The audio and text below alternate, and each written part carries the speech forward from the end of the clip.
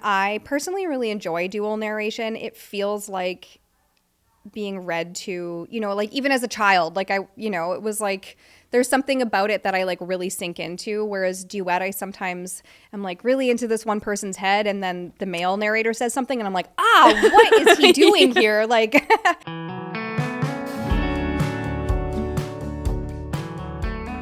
Hi, everybody. Welcome back to Off the Shelf. Today I have the queen of cowboy small town romances with me and my favorite author of single dad romances, Elsie Silver. Welcome to Off the Shelf. Hi, thanks for having me. Of course. Thank you for making the journey from BC over to Toronto.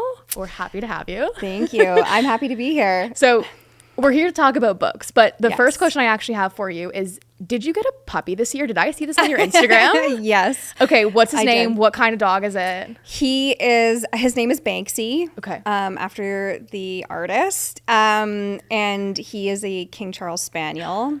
Cavalier King Charles Spaniel. We had one before and he was like the perfect dog. So when he passed, we were like, we don't even need to research other breeds. This is our dog. So yeah, we got him in July and it's been Wow. How has been like the summer. puppy stage been? Yeah, like great. I don't know what Oh it my is about God. these dogs. They're just like, he is very mellow. The first couple months, maybe, like he woke up a little bit, but like he hasn't destroyed any. I feel like I should like touch Knock on wood. He's probably at home destroying something Yeah. right now. No, but he just has been like angelic. We recently found out that Netflix has the rights to Chestnut Springs. Yes. When did you find out? It has been about a year now. Now, is it hard to not tell anybody? Yeah. Oh my God. I feel like the only people who knew were like obviously people on my team and then like my husband and my parents and my assistant. And so I could only talk to those people about it just because, yeah, there's like paperwork and there's like the perfect time for things to kind of like come out and so many different parties involved with it all. So yeah, it's been... Yeah, I think I went to LA in October last year to meet with them. Wow. So, yeah. Wow. So what is the perfect time to like release this news? Or is it just like you're just kind of waiting for their go ahead? Mostly waiting for their go ahead. Okay. Yeah. And then sometimes it just like leaks. Like with Rose Hill, I was like, none of us know where it came from. It was like we got an inquiry from Variety and we're like, hey, do you want to comment on this news? And we were like, what? Wait, so you didn't know it was being announced? No. Okay. Until like a few days before. Right. Do you know anything happening, or did they just have the rights and we're kind of...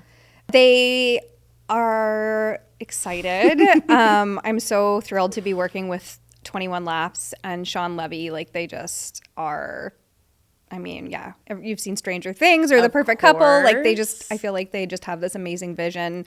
We've hired a writer, Hannah Schneider. She's amazing. And it's really cool because when we started interviewing writers, they like reached out to her and they were like, we're going to send you the books. Like, we'll send you all 5. You can take a read, take some time to think about it. And then would you be willing to pitch us on like the show? And she was like, you don't need to send me the books. I've read them all twice already. Wow. I can pitch you right here, right now. Yeah, like the outline is done. I haven't seen the full outline, but like I kind of know where it's going. And some of the snippets that I've seen are pretty exciting. So Now, can you say if they're and it's okay if you can, but are they following the book order? Are they starting with Flawless, or are they changing up the storyline? I think that there will be a level of adaptation, just because those books are so focused on the couple and their interactions. Like almost every chapter is just them interacting. So of course there's like the other family members and the town and kind of like this more bird's eye view of everything that she is going to have to take to adapt it for TV. But I do know that like the first season is focused on Rhett and Summer. Gotcha. So Okay. I believe that I believe that the plan is to continue in that fashion. Yes. Okay, Yeah. amazing. You're writing a lot. What do you do to like shut your brain off? That is one of the hardest things when you're a little bit of a workaholic. Like everybody's same. like, how are you writing so fast? And I'm like, I don't know. Like I'm having a good time. I'm not forcing myself to do it. It's like something that I'm like, oh, now I took 2 weeks off and now I'm like itching to like sit down and create a little bit. But I have a pretty regular Pilates regimen because I feel like that is like if I'm not focused, I will fall, right? Like it has to be something that like fully takes up my brain. So for about an hour, I can like completely shut off and do that.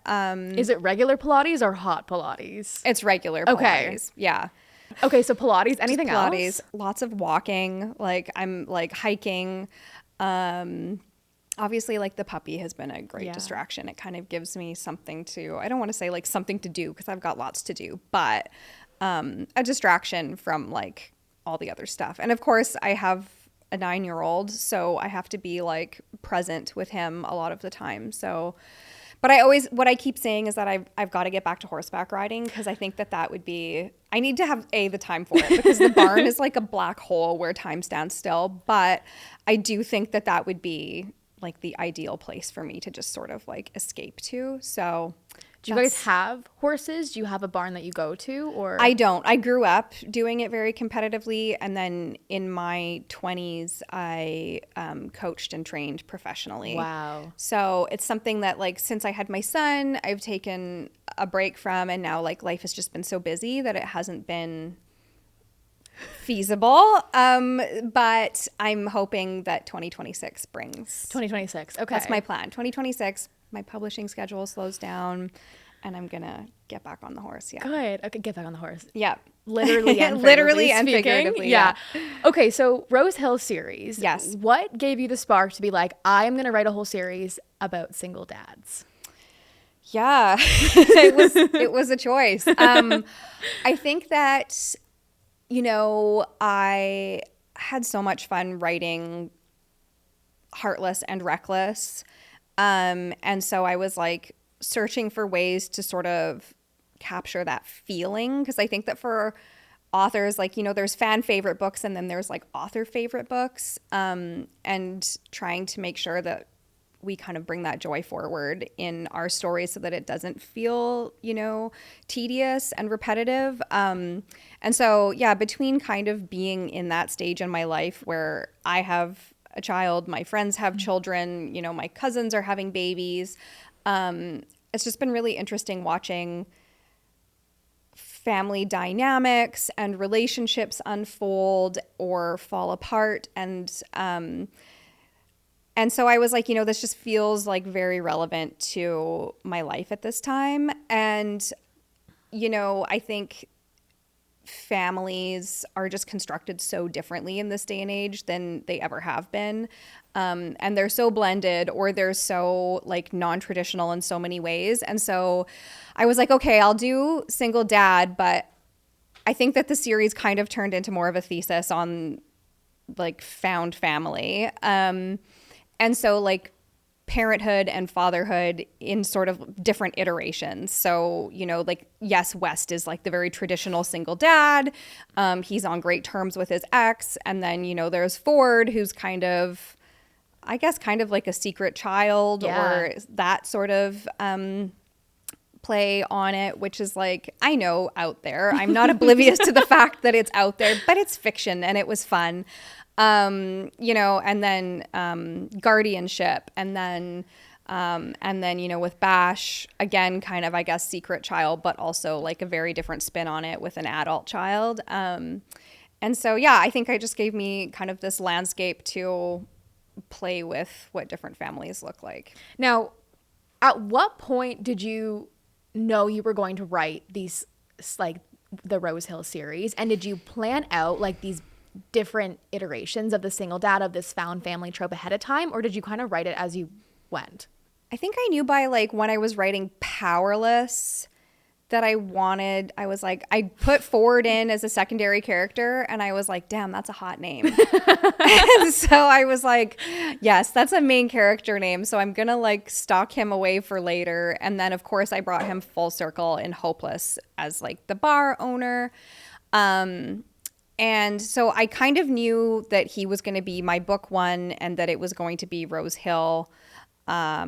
quite a ways back, because I love, like, my brain is always thinking about stories. So when I get to like actually sit down and write that book, even if I haven't plotted it out, because I don't usually do like a big, huge, like sort of structured outline, I have sort of written the book in my head. So when I sit down, I like have it mapped out and I know where I'm going.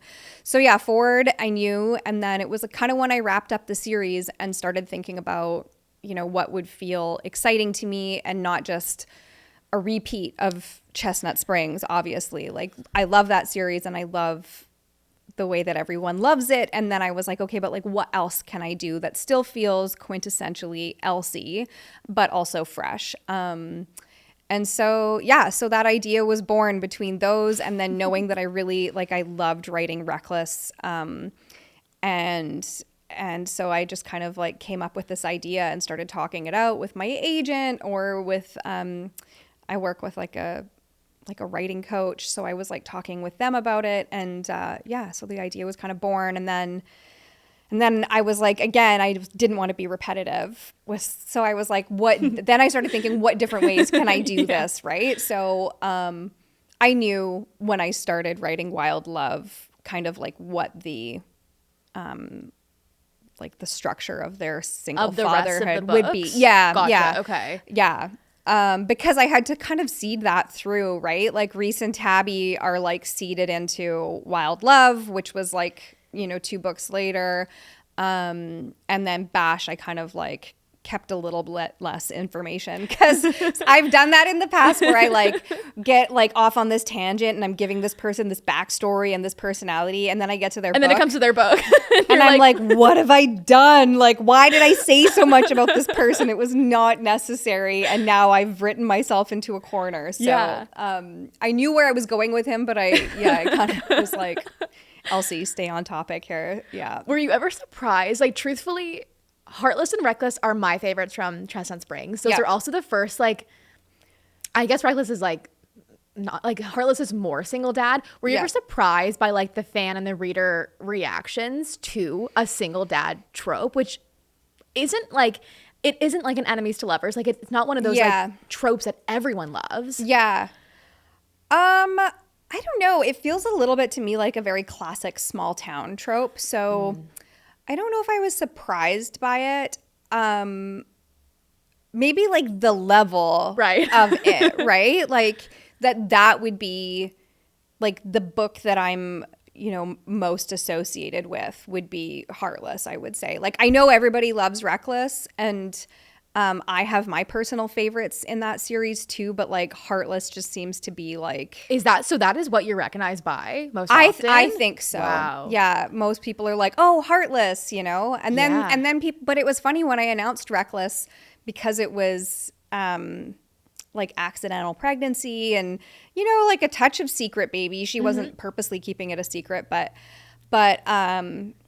people were like, I hate this trope. I hate winter. Who cares about Theo? Like, there was like this, people, as I was writing that series, had very clear ideas of who the characters were and who they should end up with and who they were shipping and who they didn't like. And so I feel like for me, Reckless came with like almost zero expectations. So my experience of writing it was so enjoyable because I was like, it can't get worse. Everybody hates this book and I haven't even written it yet, you know. Wow. And also because Winter is in Flawless and she's in Heartless, right? Too. Yeah, because she's Summer's sister. Yes. Correct. Yeah. But yeah, I remember reading about Winter and I was like, I don't like her. Yeah.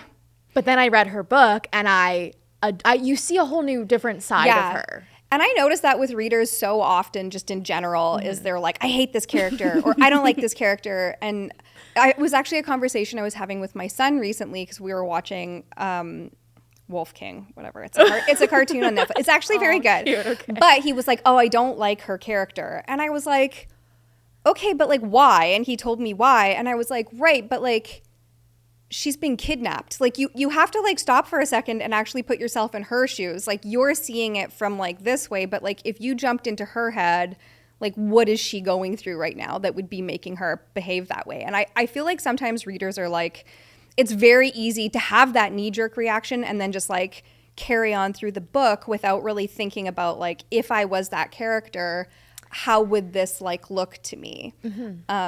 So that's like, I think one of my favorite things to play with while I'm writing is like, how can I take this person and sort of like twist it so that all of a sudden you're really empathetic to the way that they've behaved in the past.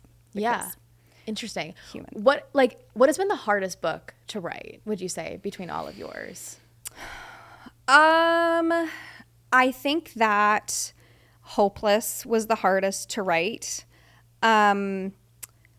Partially because a little bit of what I was saying before is people had very clear ideas of who Bo Eaton was, which hilariously is kind of the thesis of that whole book, is that everybody thought they knew who he was, and that's not like a match for what was going on inside of him. And then he met someone who kind of saw through that all. So I knew as I was watching people's reactions and excitement that he was not going to match. Like, I already knew that was not something that changed for me. So definitely I had a little bit of like reader voices in my head. But I stuck to my guns. And I think like also the PTSD in that book is like super realistic. And I did so much research and so many interviews with veterans, and it was like heavy, like taking that mindset into writing this person and getting into his head was sad. So sometimes like we really take on those emotions as we're writing. And I definitely feel that happened to me with that book. And, you know, subsequently I have like the most tender, warm, fuzzy feelings about Bo and Bailey. Like, you could never make me hate them. But yeah, it was definitely like emotionally, that book took a toll on me. Yeah. So that's taking a toll on you. You talked about like the reader voices. Like, yes. As an author, how do you separate yourself from like what you want to write and what people are saying and what people are expecting? Yeah, it's hard. It is hard, and it's taken some practice for me. But I think I've gotten to a place where I don't want to say that I don't care, because I do care. Obviously, I never sit down at my desk and do anything except try to write a story that people will love and that will engage them. But ultimately, you know, I can't please everyone. And I've just sort of made peace with that, because if I start sort of pigeonholing my creativity into what one very outspoken person on the internet wants from me, that steals the joy of the entire process. And I think that getting to a place where I don't let those voices into my bubble has just sort of made there be a different level of joy in the process for me. So I am not as active on like socials and stuff as I used to be, and I've just had to like really curate my my like mental state so that I do tell the story that's in my head and in my heart, and sort of protect that space for myself. Do you ever go on Goodreads? Do authors go on Goodreads or no? Yeah, some do. Okay. I feel like what goes on in Goodreads is just, you know, not my business. Yeah.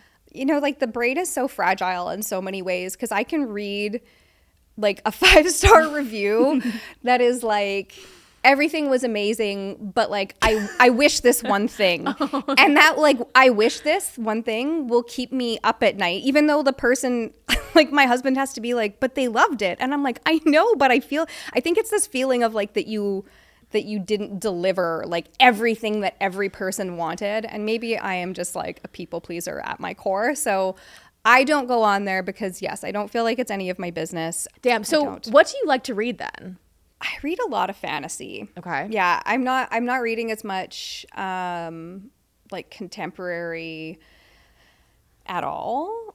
I think the only contemporary romance book I've read recently is Tourist Season, because I asked Bryn for an arc and I loved it. But again, like, yes, it's contemporary, but there's like a very heavy like secondary plot like going on. You've like, got a lot of layers in totally. that. So it kind of like I love the like mystery adventure like page turning aspect of it. But But yeah, I do read a lot of fantasy, or like romantasy, but I will read like straight fantasy too. Like I don't like high fantasy or like urban fantasy? Yeah, both. Okay. Like Brandon Sanderson kind of Whoa, stuff. okay. Yeah, I feel like I just need that break from. It's really hard to read contemporary or even romance sometimes and not like start analyzing like the structure or the pacing or the character arc, or like I start seeing these things and then I'm reading it because I'm working. I'm like, oh my God, I can't stop.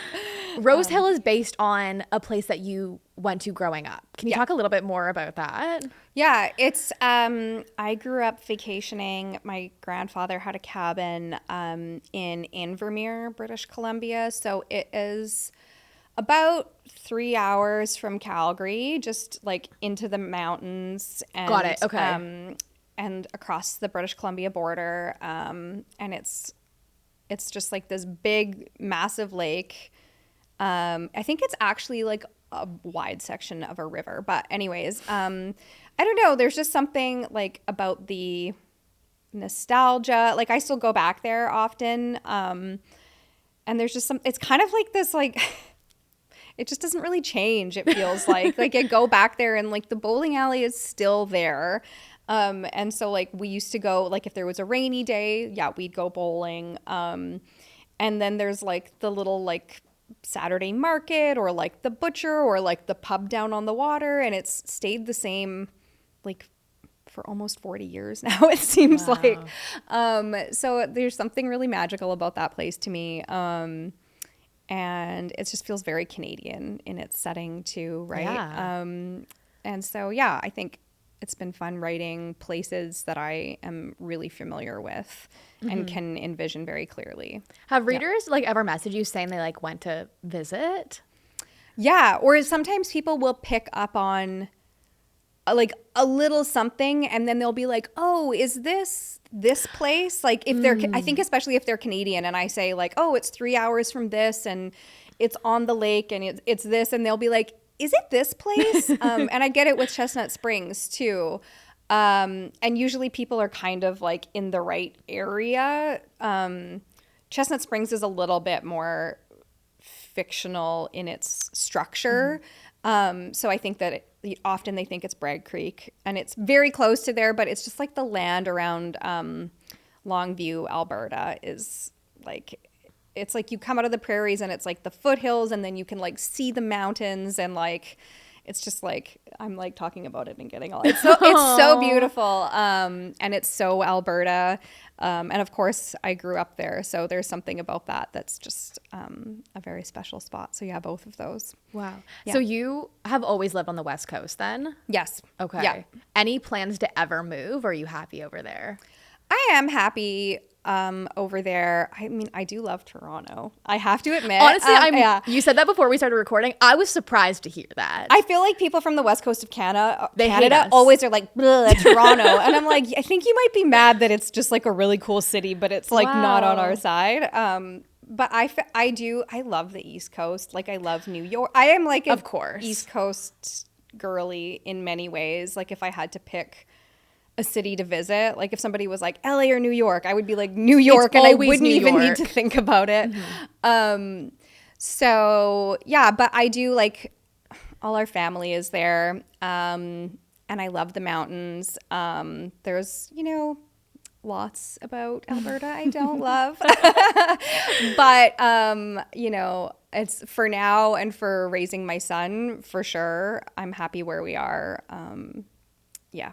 I read an article where you were talking about the audiobooks, and your books are obviously very popular in audio format. Yeah. Do you ever write with the audiobook in mind? Yes.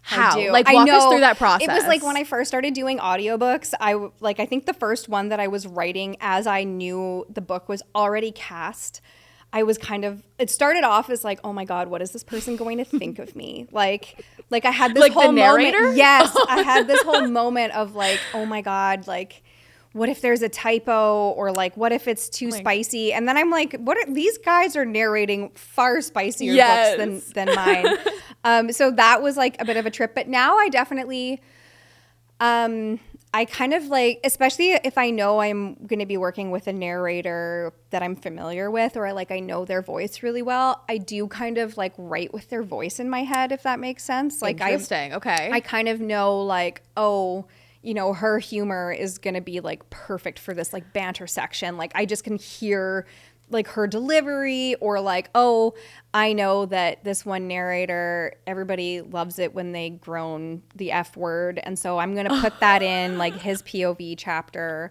So like in ways like that, it plays into not what I'm writing, but like just kind of like what goes through my head as I'm going. So do you know the narrators ahead of writing the book?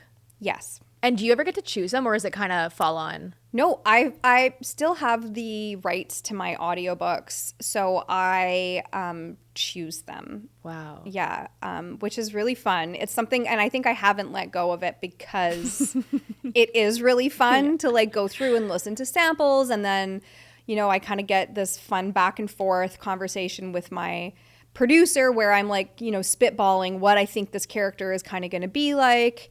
And, she comes back with like, well, what about this person, or what about that person?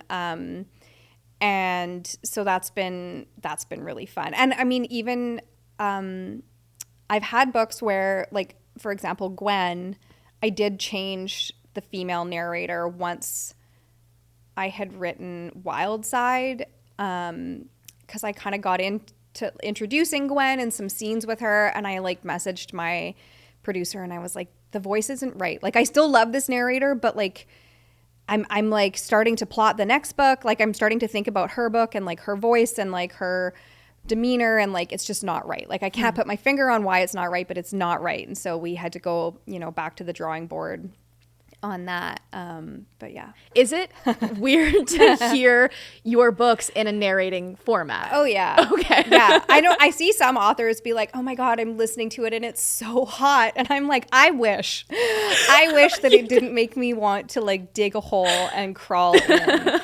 I can listen, like I have a couple people who listen and sort of like edit the audiobooks for me, or like check for consistency and all those things. But I can listen until the spice hits generally. Gotcha. Yeah. And then I've tried, and I have to like, I will like pace my house. Like I like will cover, like nobody's even there. I don't know what I'm, tripping about, but it just is a really strange experience.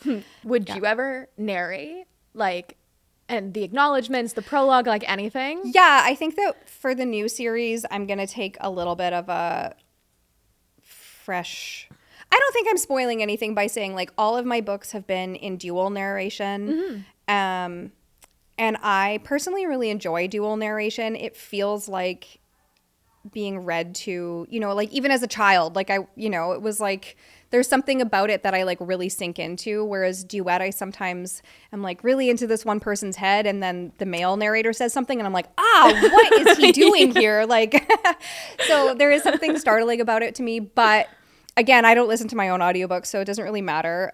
So I think with the new series, I am going to try duet, and it's going to be really fun because we're going to do it live.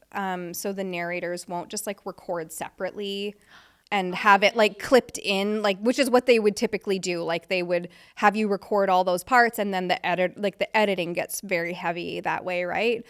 So they are actually going to, if they're not in the same city, they're going to do it over Zoom, but in their booths. So they kind of get to like play off of each other a little bit, which is what I really was like, well, I want that natural feeling that I feel like sometimes for my ear anyways gets a bit lost, which is I think why I like dual, is it's like it just flows so well. So yeah, we're going to do live duet narration, and I think that I will go in and start recording like maybe like a foreword and like a closing sort of like section or something. Like, are you really excited for that? Yeah, totally. I think it'll just kind of like elevate the audiobooks and make them, that much more fun for everyone involved. So, yeah. Damn. Okay, so before we get into your your next release, yes, I want to talk totally. about Wild Card. I'm keeping it like spoiler free. Okay. I know it just came out. Yeah. I read it in August. Yes. Obviously loved it. Bittersweet to like end the series, but Yeah. I'm also very excited for what's coming next. Can you give us a rundown on what Wildcard is about for anyone who hasn't read it? Yeah, so Wildcard is an ex-boyfriend's dad romance, which, you know, is a super forbidden trope. I like to think that this is like a slightly different like lens on that trope.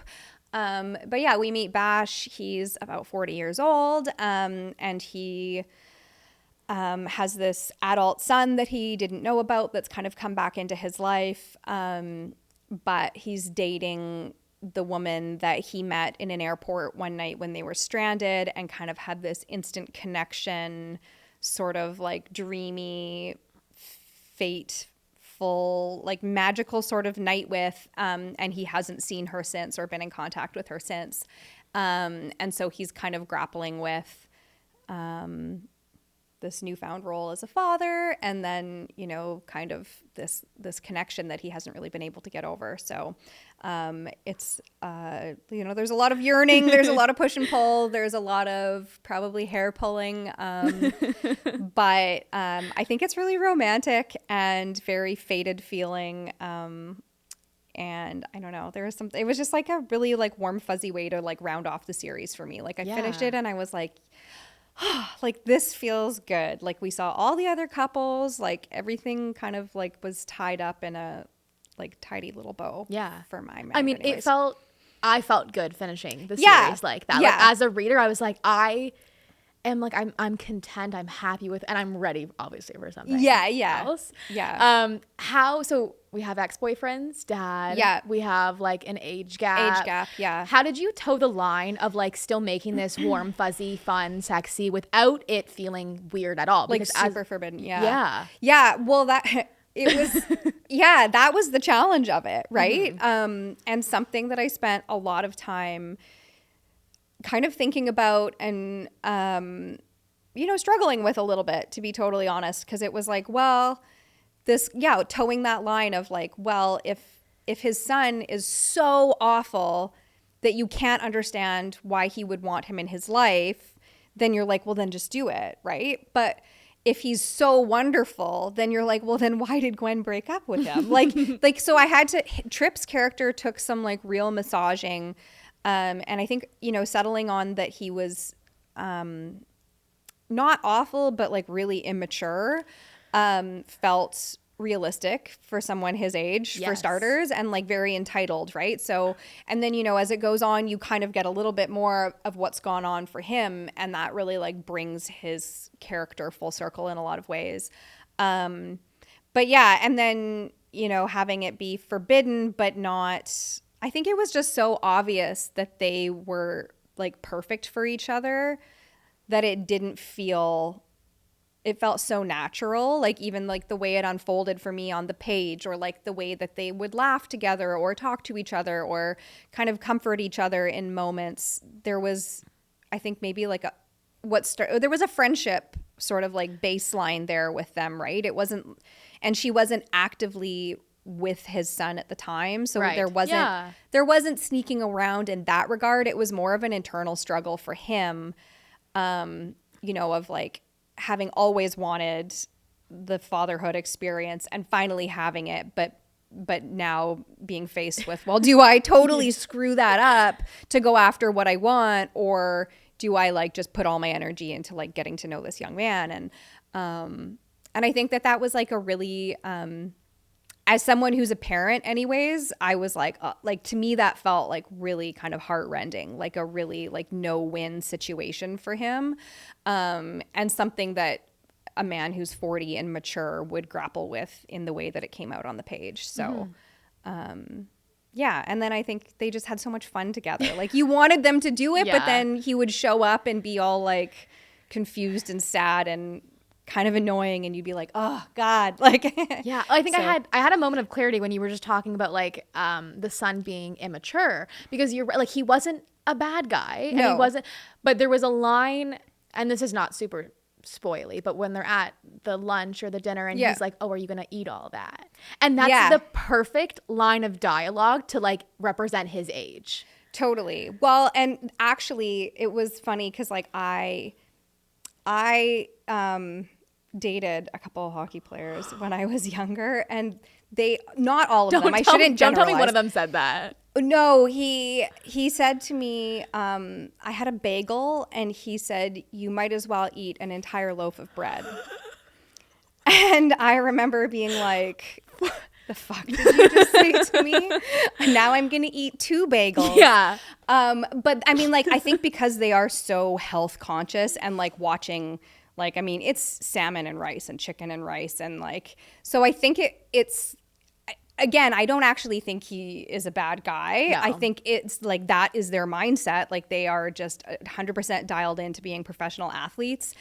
And they're young, and it's just like this weird combination that creates, I don't know. Wait, can I ask how long after the bagel comment did he last?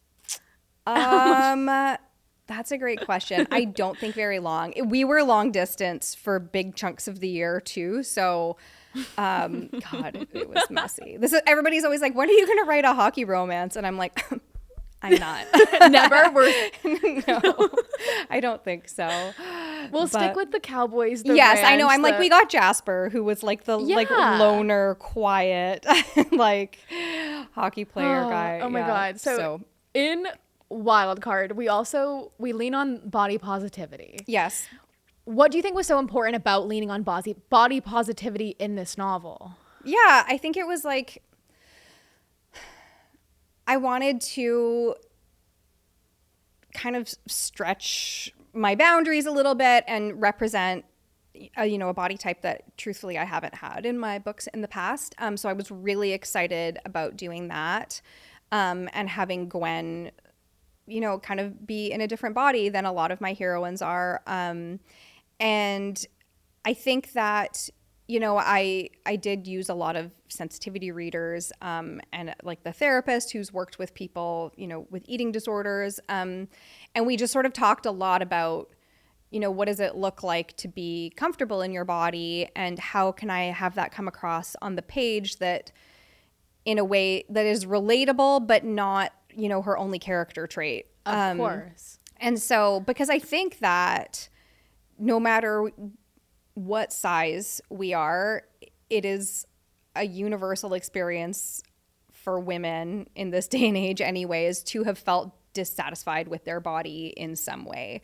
No matter what size you are, it's always like not good enough or like not quite enough. So I think that it was, really important to kind of touch on, like, yes, she looks this way, and like, yes, she feels good about it, and like everyone around her feels good about it too, and like being able to kind of see her through Bash's eyes, and then also talk about what her childhood was like and sort of what damage that did to her, and then the ways that she's moved on from it, was just, I think, a fresh take, and like I said, like just relatable to more women than I realized, honestly. Yeah. Like the amount of feedback that I've had about Gwen, and even just like what parents say to their children and send them out into the world with, right?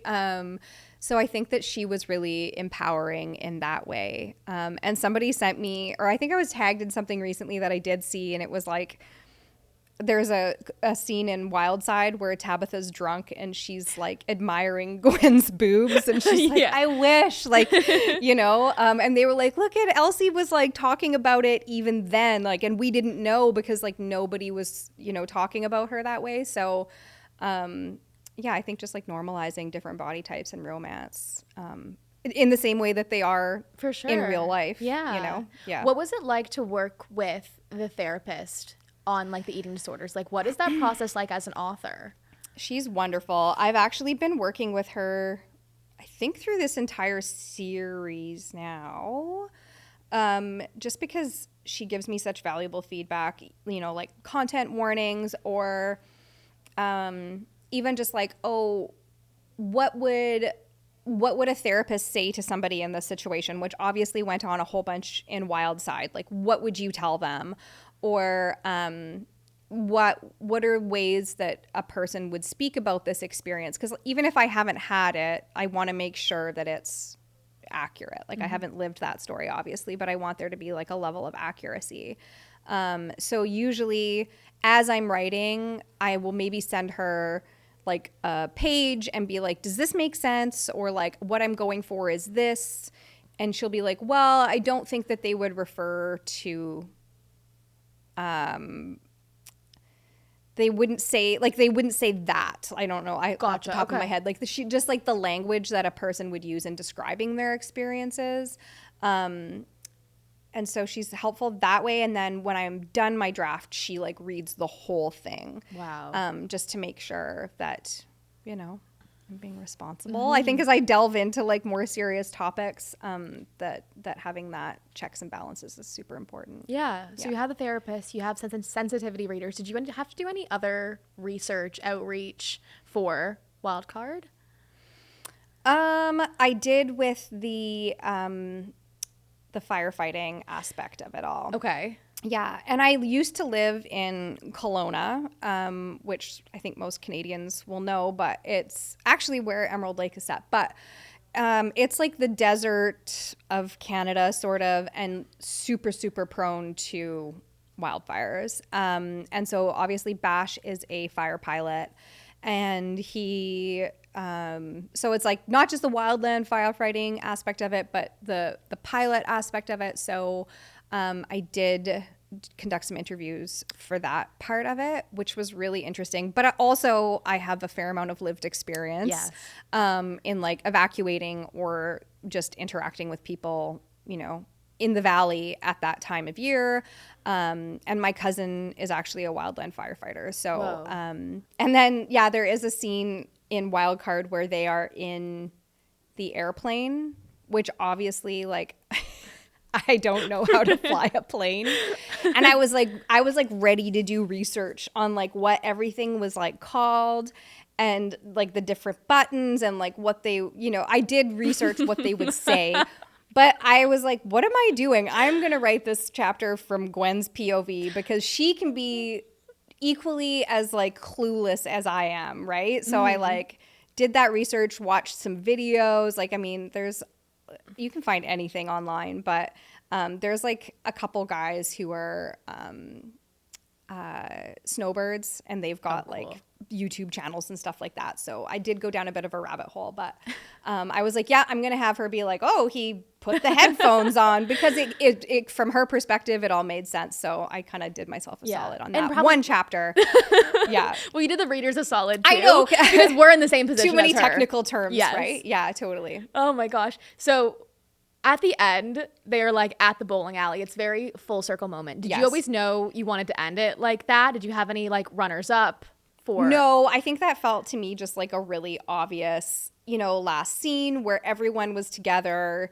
And like they keep losing. So I was like, they have to win eventually. We need this happy ending. Yeah, exactly. So, so I was like, okay, they got to be at the bowling alley.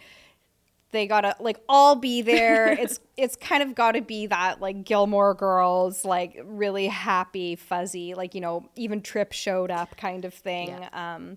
Yeah. That felt you know what I mean, because the series is yes, found family and all the different couples and like the sort of interconnected friendships they form, but it's really about like the male friendships too, right? Yeah. Which I think is like, rather than being a family or a girl group, it's like a guy group, which was a little bit different. So like having them move through that experience, the four of them, and then kind of be in a place where they were all happy and together felt, men need to read more romance. They need to. I know. And male friendships are so complicated, right? Like it's like sometimes I feel like we're like, oh, girls' night, or like we go do these things, and then like men, there's like all these different sort of societal like pressures or stigmas or like whatever. And so I was like, man, like the thought of these 4 grown men who are going through some shit once a week, going and drinking some beers and doing something really wholesome, just was like super charming to me. Boys should go and drink beer and go play ball. I think they need it, and like to talk, right? Like they all eventually start talking to each other, where they kind of start all buttoned up, and then by the end of it, they're like giving each other relationship advice, which I don't know. And it felt like realistic. Like it wasn't like we have these societal standards and pressures and everything, but as like reading it, I was like, this could I can see this happening. Yeah. It's great. Yeah. What can you tell us about what you're writing next?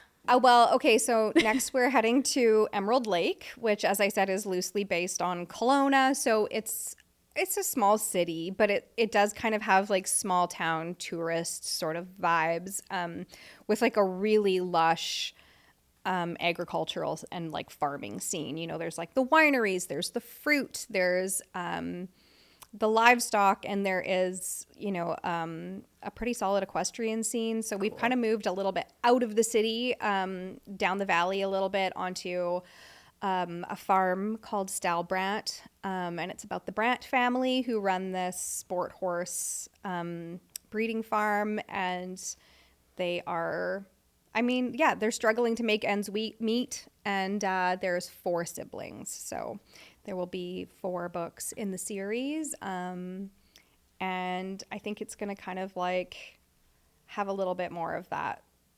I don't want to say, well, a little bit more of like a Western vibe. Okay. Yeah. A little bit more of like the true like ranch romance rather than like the small town. So, but I'm really excited.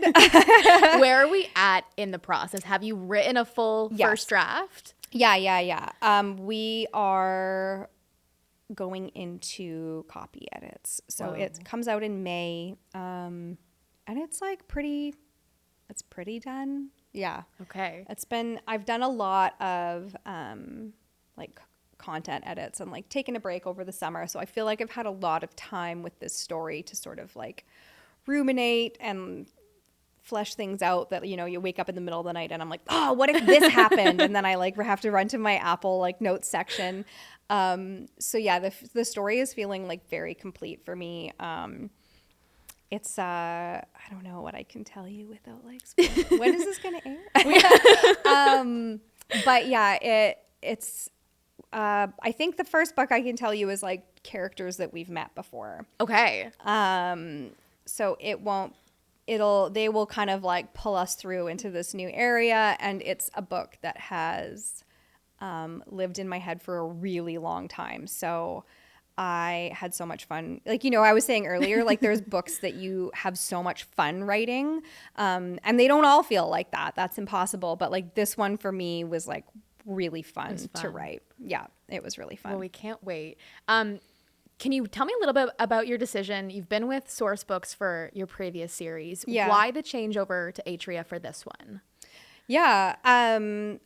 So Source Books, I have 3 series with them. And I've loved working with them. You know, kind of circling back to what we talked about earlier with my busyness factor and like just feeling like a little overwhelmed and a little tired in a lot of ways.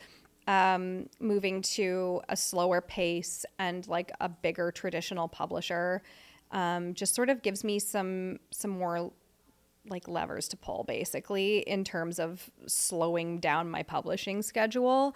And you know, the contract, I've got my 4-book series with them, and then there's 2 more books that they have full rights to. So it's kind of like an opportunity for me to dip my toes into like that full trad experience. Cool, yeah.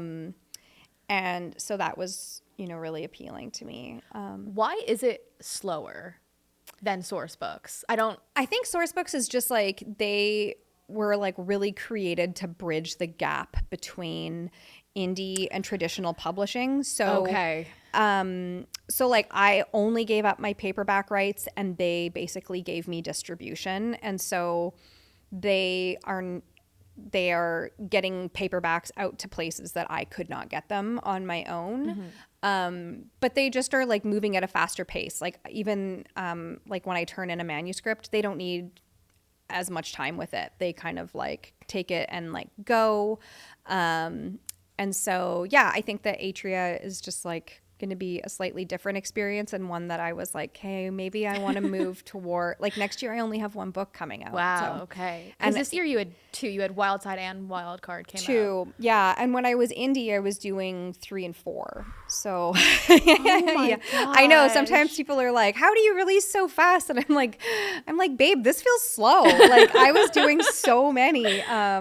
But yeah, just like the amount of like admin and, like it's just like the bigger this has all gotten, the more work there is, even though there's more people involved. Like somehow it's like just a very like cumbersome workload compared to indie publishing when you can just do whatever you want. So yeah, I'm really excited to be working with the team at Atria. Yeah, it's great. So Wildcard is now out. We're going into copy edits for your next Fever book. Dream. So what's like the next couple of months look like? Did you go on a tour for Wildcard? Are you? I did a tour in the UK for Wildcard. Amazing. Yeah, because That's I haven't. Where tours need to be done. Yeah. Right? It was amazing. And so, yeah, I only toured there for this book because I've done, I think I did a big tour for Wild Love in the States. And then for Wild Eyes, I did an event in Canada. And then I did a smaller tour in the States for Wild Side. And then I was like, oh, I got to go give my UK girls some love. Yeah. So, yeah, the next couple months look like for me kind of like a week of editing here and there. And I will probably start working on the second book in the series. Yeah. Because again, it's like, I just like the ideas are there, you know, I've like thought about it enough. I've talked to, you know, my editor, like my agent, my editor, like, it's like, I've had all these, like gotten the creative juices flowing. And at some point it's like, I am like genuinely like itching to sit down and at least start it. And I know like in my head anyways, I'm like, oh, I'd love to have a first draft done before Christmas because like, my God, really? Because Christmas is like so busy and January is like a black hole for my creativity. I don't know what it is. It is for everyone. I drown in January. I don't know what's happening. It's so dark and cold. So I'm kind of hoping like the good like fall vibes, I can just kind of cruise a little bit through that first draft. Well, I don't know if I'm like more excited for like Chestnut Springs adaptation, Rose Hill adaptation, or the next book, but just congratulations on everything. So much. Thank you for making the journey, of course, to Toronto for a couple of days. And thank you all for listening to Off the Shelf, and we will see you next Thursday.